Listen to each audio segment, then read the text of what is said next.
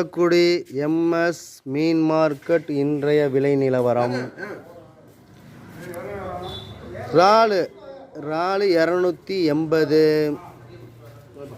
நண்டு 300 ரூபா,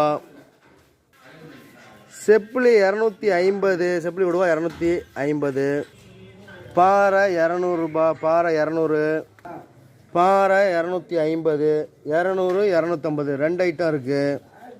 துள்ளுக்கண்டை நகர 250, 200 ரெண்டு ஐட்டம் இருக்குது.